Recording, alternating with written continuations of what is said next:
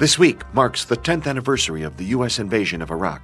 And for those of you who are planning anniversary parties, we now have as our guest professional party planner, Patty Parsons. Patty, welcome. Thank you. I specialize in events that commemorate atrocities.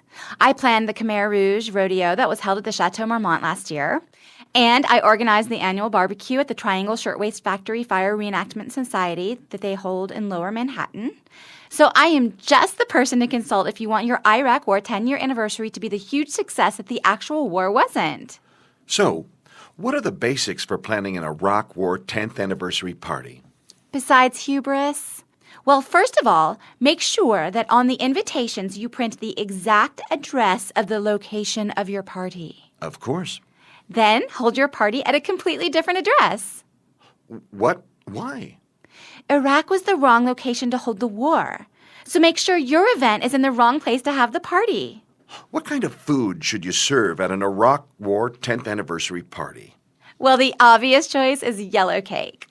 But I say, why not think outside of the American flag-draped box? I've come up with a recipe I call Quagmire cupcakes. They're delicious, and they occupy your colon with no exit strategy. What flavor are they?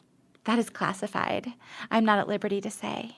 Are there fun activities that you can plan for your party? Oh, yes. Charades are fun at any party, but particularly appropriate at an Iraq War-themed party. And you can make it extra enjoyable by giving misleading clues, so the person who gets the most facts wrong ends up the winner. Fun, huh? I guess. What about refreshments?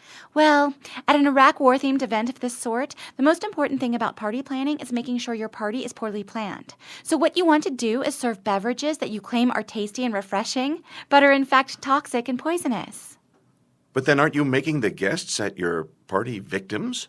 You call them victims. I call them celebrants. And then when your guests are doubled over on the floor in excruciating pain, that's when you put up a mission accomplished banner and strut around like the kick-ass party giver in chief you are.